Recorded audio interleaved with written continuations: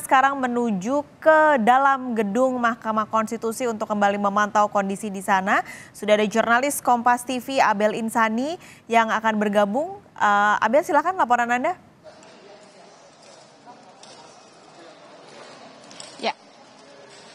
Ya, Paskalis dan juga saudara, memang hari ini saya sudah berada di dalam gedung Mahkamah Konstitusi dan nanti kalau menurut dari jadwal website dari Mahkamah Konstitusi akan ada putusan yang akan dibacakan pada pukul 10 waktu Indonesia Barat.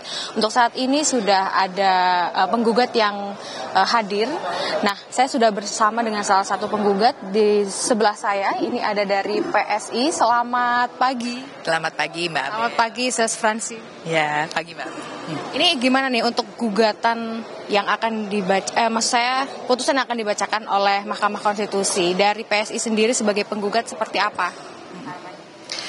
Di sini kalau di Mahkamah Konstitusi sifatnya permohonan dan kami tentu berharap sekali permohonan kami ini dikabulkan. Tapi apapun nanti putusan dari Mahkamah Konstitusi tentu kita akan hargai dari PSI.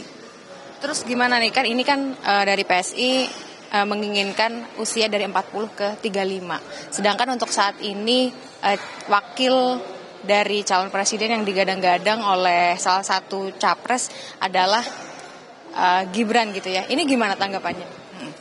Yang dimohonkan PSI ini sebenarnya sederhana ya. Kita dua undang-undang pemilu sebelumnya di tahun 2003 dan 2008 itu memang mengatur syarat usia minimalnya itu 35 tahun. Justru ketika diubah di tahun 2017 menjadi 40 tahun, itu justru yang tidak ada landasannya. Karena di situ di dalam diskusi yang kami baca, itu hanya dibilang bahwa usia di bawah 40 tahun itu labil, tanpa ada landasan sains, tanpa ada landasan yuridis. Justru inilah yang menurut kami, ini yang melanggar konstitusi, sehingga yang kami mohonkan itu adalah tolong dikembalikan lagi ke dua UU pemilu sebelumnya menjadi 35 tahun. Nah, kemudian permohonan ini itu sudah diskusi panjang lah di internal kami mulai dari Desember 2022 sampai akhirnya kami ajukan permohonannya ke MK itu di bulan Maret 2023. Jauh sebelum ada kehebohan siapa yang mau didukung inilah. Nah, tapi kan baru akhir-akhir ini nih. Tapi gini, Sis, kalau dari untuk hari ini kan udah mau menuju ke pemilu gitu ya. Ini baru gugatan baru hari ini kenapa ya? Bukan hari ini kan, tadi kan proses ini kan. Oh ya, maksudnya dekat-dekat dengan proses pemilu gitu. Proses persidangan. Ini kan udah tinggal putusannya saja, tapi prosesnya kan sudah kami ajukan di bulan Maret itu. Tapi kenapa sih pada akhirnya dari PSI ini getol sekali untuk mengajukan gugatan ini? PSI ini konsisten loh Mbak, memperjuangkan hak konstitusi anak muda. Kita bisa lihat di tahun 2019 PSI juga yang pertama dan memperjuangkan syarat usia minimal kepala daerah. Itu agar diturunkan juga. Sama seperti yang kami lakukan saat ini, termasuk Capres dan Cawapres ini. Karena di PSI ini yakin sekali, kita sebagai partainya anak muda tentu kita yakin bahwa anak muda itu harus diberi kesempatan dan kepercayaan seluas-luasnya di ruang publik untuk menduduki jabatan publik. Berarti klarifikasi lagi, berarti untuk gugatan banget nih dari PSI untuk usia Capres dan Cawapres ini bukan karena ada isu-isu yang berkembang saat ini. Bukan untuk mendukung satu atau dua orang tertentu, tentu tidak. Karena yang kami perjuangkan waktu itu adalah dari data ya. Data itu di tahun 2022 ada 21,2 juta anak muda Indonesia usia 35 sampai 39 tahun yang dikubur hak konstitusinya untuk menjadi capres-cawapres.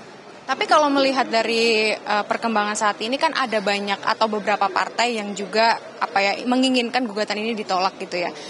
Ini gimana dari PSI sendiri?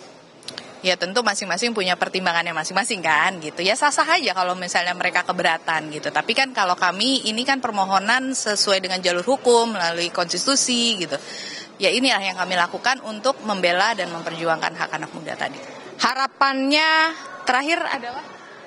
Harapannya tadi lagi, tentu kami sebagai pemohon tentu berharap dikabulkan. Tapi apapun nanti hasilnya dari MK, kami percaya bahwa MK ini adalah lembaga peradilan yang independen. Mereka tegas dan pasti selalu akan menjaga demokrasi Indonesia ini berlangsung dengan baik dan bersih tentunya. Gitu. Oke. Apapun nanti putusannya dari MK, dari PSI akan menghargai itu. Baik, terima kasih Sis Francine atas waktunya bersama Kompas TV dan juga Pak Mikhail Garbansev. Terima kasih dan kembali ke Anda Paskalis di studio. Baik, jadi kita nantikan bersama bagaimana putusan dari Hakim MK yang dijadwalkan akan dimulai pada pukul 10 waktu Indonesia Barat. Terima kasih Abel Insani.